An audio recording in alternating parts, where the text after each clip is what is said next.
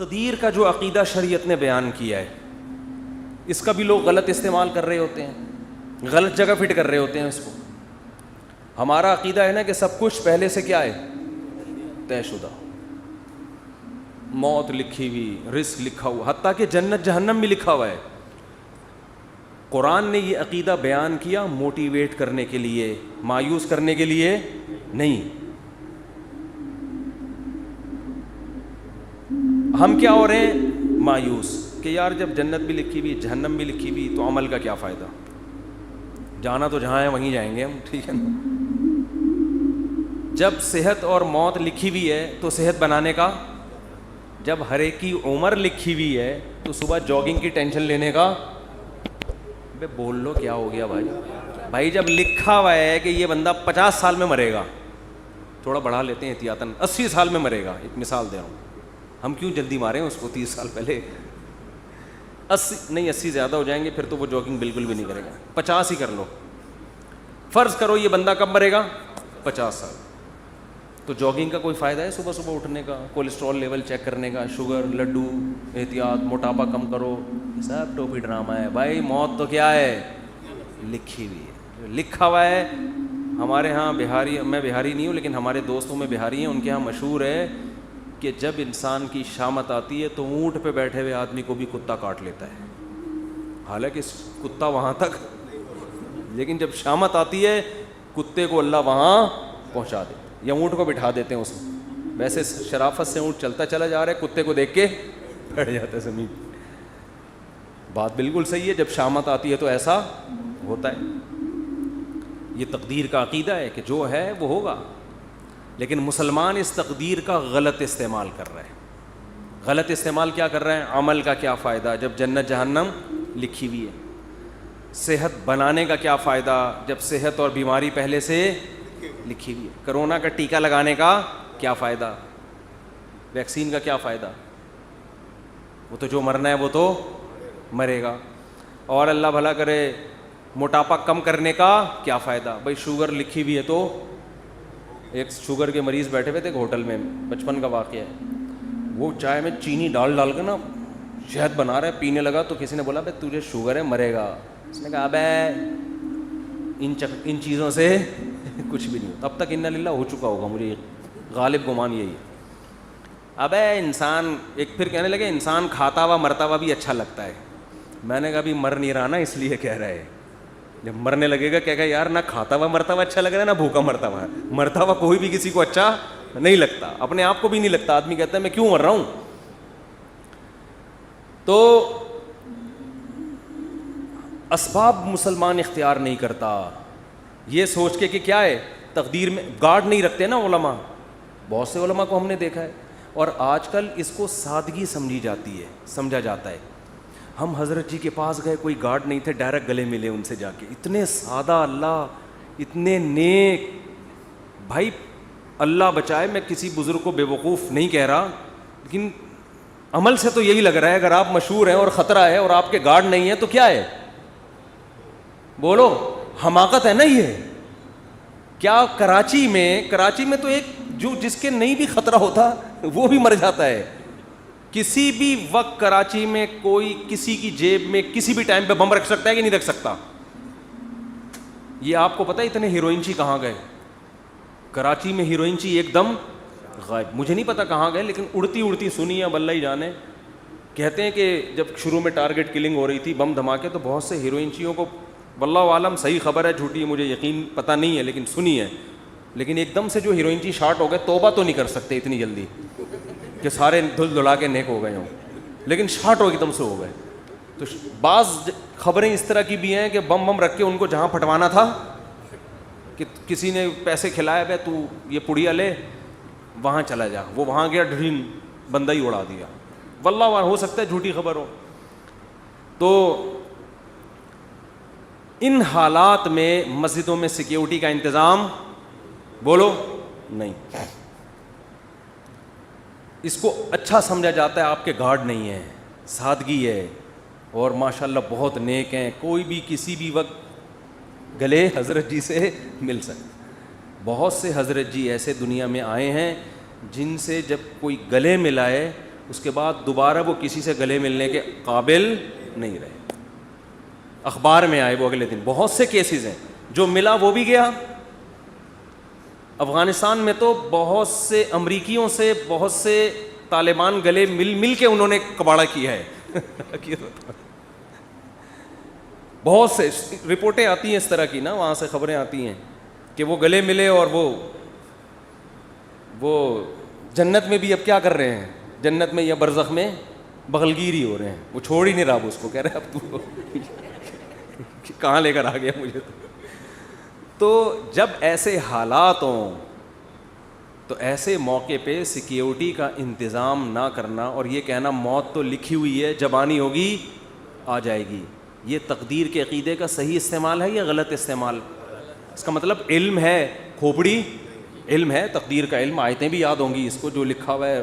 حدیث میں آتا ہے رسول اللہ صلی اللہ علیہ وسلم نے عبداللہ بن عباس سے فرمایا وَعَلَمْ أَنَّمَا أَصَابَكَ لَمْ يَكُنْ لِيُخْطِئَكَ, اے نوجوان, اے غلام, لڑکے, یقین کر لے جو مصیبت تیرے مقدر میں لکھی ہے ایسا ہو ہی نہیں سکتا کہ وہ تجھے نہ پہنچے, اور جو چیز تجھے نہیں ملنے والی, جو نعمت, یہ ہو ہی نہیں سکتا کہ وہ نعمت تجھے مل جائے. رفعت الاقلام وجفت الصحف, تقدیر کے قلم سے اللہ نے جو لکھنا تھا لکھ کے قلم کو ہٹا دیا اور اس کی سیاہی بھی خشک ہو چکی ہے, اب اس میں چینجنگ نہیں ہو سکتی, سب کچھ طے ہو چکا ہے. لیکن اس کے باوجود نبی کی زندگی دیکھو, احتیاط.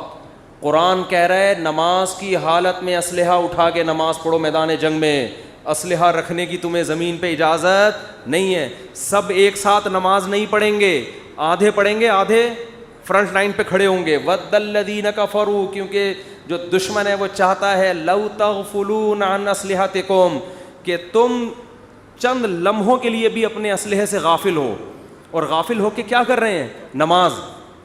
یہ نہیں کہ کوئی خدا نخواستہ کوئی گناہ میں مشغول ہیں, اللہ کی طرف مشغولیت کی وجہ سے دشمن سے کیا ہو رہے ہیں؟ غافل. یعنی عبادت میں مشغول ہونے کی وجہ سے کیا ہو رہے ہیں؟ دشمن سے غافل. اس میں تو یہ ہونا چاہیے, ہم سے کوئی پوچھتا تو ہم کہتے بھائی تم اگر اللہ کے لیے اللہ کی طرف مشغول ہو نماز میں تو اللہ تمہاری حفاظت کرے گا, کیونکہ تم اللہ کے لیے, تم کوئی گناہ تھوڑی کر رہے ہو. اور اللہ نے حکم دیا نماز پڑھنے کا, تو اللہ کے حکم کو فالو کرتے ہوئے تم اگر نماز میں مشغول ہوگے تو مدد تمہاری غیب سے آئے گی, دشمن تمہاری طرف آنکھ اٹھا کے بھی نہیں دیکھے گا. نہ اللہ نے فرمایا کہ نماز تو قائم کرنی ہے, سارے نہیں نمازی, وہ سب کو دیکھیں گے نماز پڑھ رہے ہیں, ایک ہی حملے میں سب کو قتل کر دیں گے. آدھے لوگ وہاں رہیں, آدھے کیا کریں؟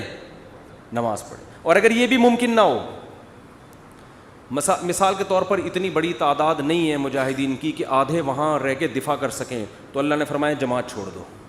فرجالاً او رکبانا, انفرادی بھی نہیں پڑھ سکتے تو پیدل موقع ملتا ہے چلتے ہوئے پڑھ لو, اور گھوڑے پر موقع ملتا ہے تو گھوڑے پہ نیت باندھ لو. گھوڑے سے اترنے کی بھی اجازت بولو نہیں آ رہی بات میرا خیال. تو یہ صحابہ بڑے آرام سے کہہ سکتے تھے بھائی جو لکھی ہوئی ہے وہ تو آ جائے, ہم تو نماز میں مشغول ہیں.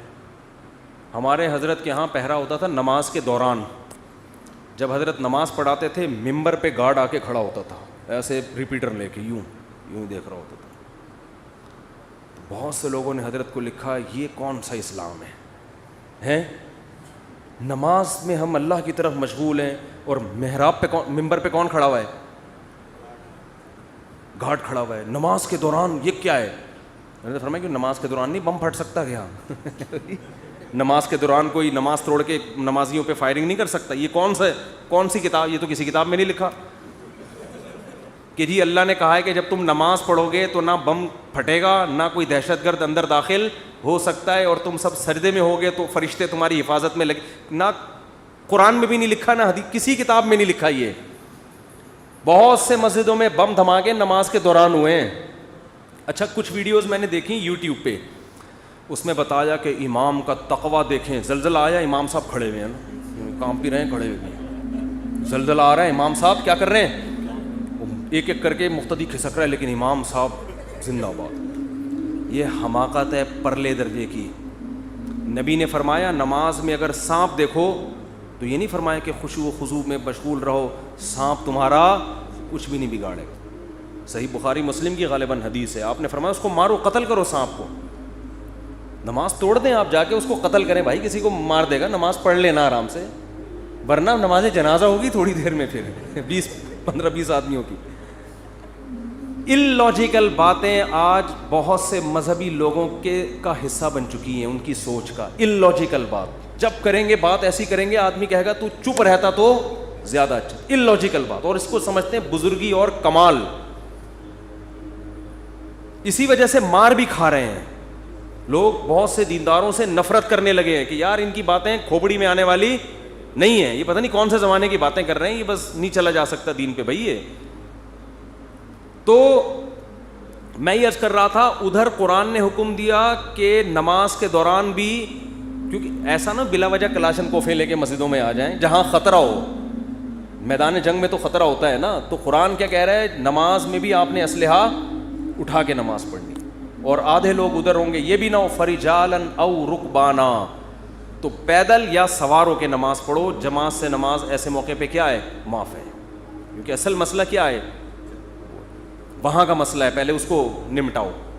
اور سناؤں آپ کو آگے میں, پوری امت کا اس پر اجماع ہے کہ اگر دشمن آپ کے قیدیوں کو ڈھال بنا کے لے آئے سامنے, لڑائی ہو رہی ہے, بہت سے آپ کے مسلمان قیدی دشمن کی قید میں تھے, سمجھ رہے, بہت سے آپ کے مسلمان قیدی کہاں تھے, دشمن کی قید. میدان جنگ میں وہ سامنے لے آئے ان کو فرنٹ پہ, معصوم بچے ہیں یا عورتیں ہیں یا معصوم مسلمان ہیں. اب آپ اگر فائر کریں گے تو کس کو لگے گا, مسلمان. آپ اگر تیر چلائیں گے تو ہو سکتا ہے کوئی معصوم بچے کو. میدان جنگ میں انہوں نے ڈھال بنا دیا, آپ کے لیے جائز ہے فائر کرنا ایسے موقع. وجہ اس کی یہ کہ اگر اس بیس پہ آپ رک گئے تو وہ غالب آ جائے گا, وہ تو آپ کو قیدی بنا کے لے جائے گا, وہ تو آپ کو اس سے زیادہ قتل کرے گا. اب مجبور ہیں, آپ نے نیت کرنی ہے دشمن کو مارنے کی, لیکن چونکہ لاجک کیا کہتی ہے, لاجک یہی کہتی ہے بھائی آپ کے علاوہ اب آپ کے پاس اس کے علاوہ کوئی آپشن نہیں ہے, کیونکہ وہ ہمیشہ پھر یہ کریں گے. تو اس لیے ایسے موقع پہ جنگ میں اگر آپ کے اپنے جو ڈھال بنائی ہوئی انہوں نے, ان بندوں پہ گولیاں لگ رہی ہیں, تو تمام فقہا کا اس پر اجماع ہے کہ میدان جنگ میں آپ کو اجازت ہے اپنے آدمی قتل کرنے کی. نیت اپنے آدمیوں کی نہ ہو, نیت کس کی ہو, ان کی ہو. یہ مجبوری ہے, اس کے بغیر ہو نہیں سکتا.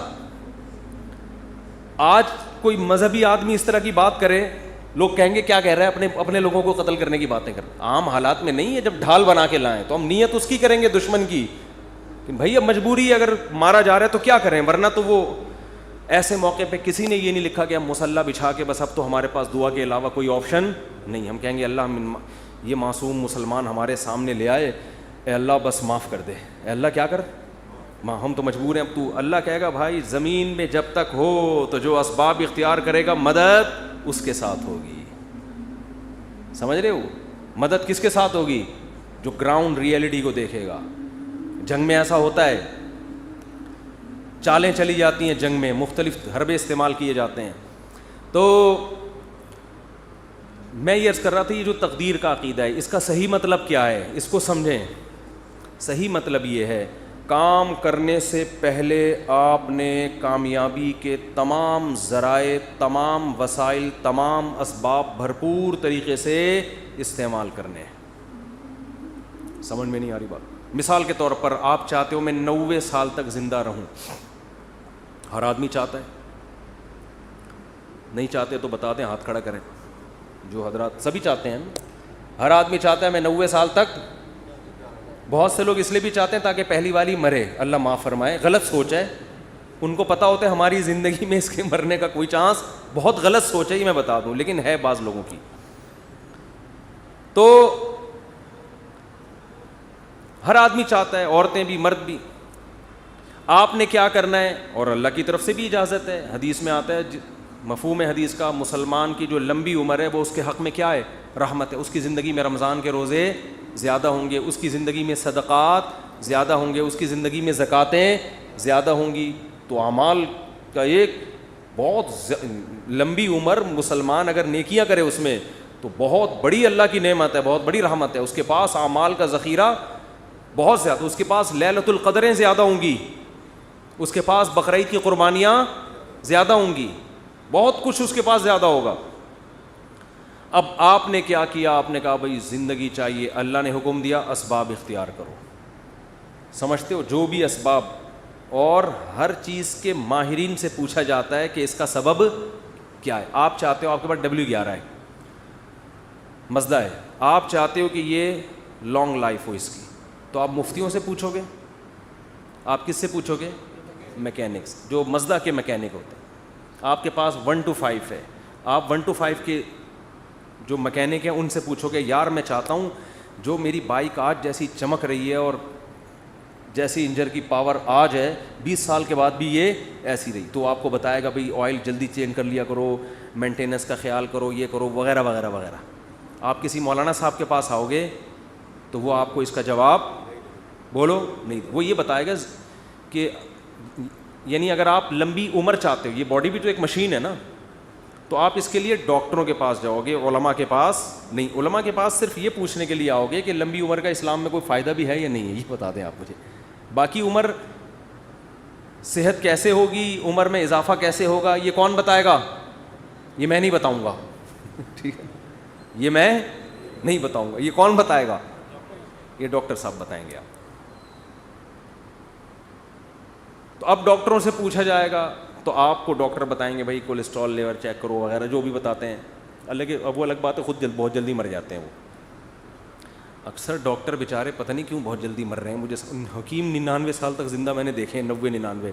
ڈاکٹر جلدی مر رہے ہیں, یہ عجیب بات ہے. حالانکہ علم ڈاکٹروں کے پاس حکیموں سے جدید علم ہے نا.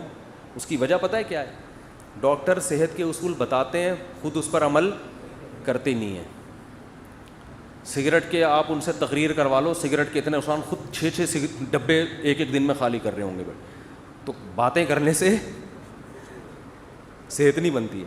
حکیموں کو ہم نے دیکھا ہے جو بیسک صحت کے اصول ہیں نا ان کو فالو کر رہے ہوتے ہیں. رات کو جلدی سونا, صبح جلدی اٹھنا, صبح لمبی واک کرنا, تھوڑا کھانا, یہ بیسک اصولوں پر 90-95 سال کے ہم نے بہت دیکھے. تو وہ بیسک اصولوں کو نا لے کے چل رہے ہوتے ہیں.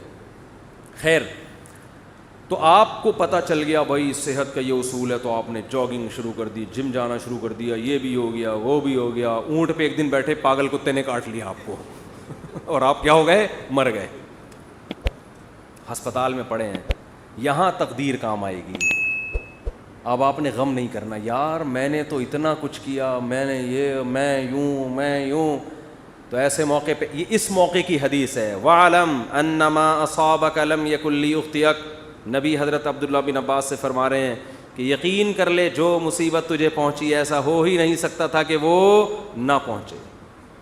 بس اللہ نے مقدر یہی کیا ہوا تھا. تم نے اپنے اسباب اختیار کر لیے, تمہیں ثواب مل گیا, لیکن اللہ نہیں چاہتا تھا. بات آ رہی ہے سمجھ میں؟ تو ہو جاتا ہے ایسے موقع پہ ہے, پہلے نہیں ہے, کام کے بعد ہے. بشرطے کہ آپ نے کام پورا کیا ہو, آپ نے کام پورا کیا ہو. اگر آپ نے کام پورا نہیں کیا پھر تسلی کا آپ کو حکم نہیں ہے. آپ شوگر کے مریض ہیں, 6 لڈو کھا کے آپ کی شوگر ہائی ہو گئی, آپ پڑھے میں کہہ رہے ہیں مقدر میں یہی لکھا ہوا تھا, گناہ ملے گا ایسے الفاظ کہنے سے. اللہ کہے گا یہ لکھا ہوا تھا مگر تیری حماقت کے ساتھ لکھا ہوا تھا. اللہ کو پتا تھا یہ اس کو شوگر ہے پھر بھی یہ حماقت کرے گا. تو اللہ کو پہلے سے پتا ہوتا ہے نا کون بے وقوف ہے, کون عقل مند ہے, کون حماقت. اللہ نے اس لکھ دیا تھا کہ یہ کمبخت گناہ کرے گا, ورنہ تجھے کس نے بتایا تھا کہ یہ لکھا ہوا ہے؟ سمجھ میں نہیں آ رہی بات؟ تو تقدیر کا عقیدہ, آپ نے تمام اسباب اختیار کر لیے, رزلٹ 0 ہے. تو ایسے موقع پہ غیر مسلم ڈپریشن میں جاتا ہے کہ یار میں کامیابی کے سارے اسباب اختیار کر رہا ہوں مگر نتیجہ کیا ہو رہا ہے؟ 0. یہ جو موٹیویشنل اسپیکر آپ کو کامیاب لوگوں کے 7 گٹس بتا رہے ہوتے ہیں نا, 7 علامتیں, یہ ان کی بتا رہے ہوتے ہیں جو ہو چکے ہیں کامیاب. ورنہ بعض میں 14 علامتیں پائی جاتی ہیں 7 کے بجائے, وہ پھر بھی کامیاب, بولو, پھر بھی نہیں ہوتے.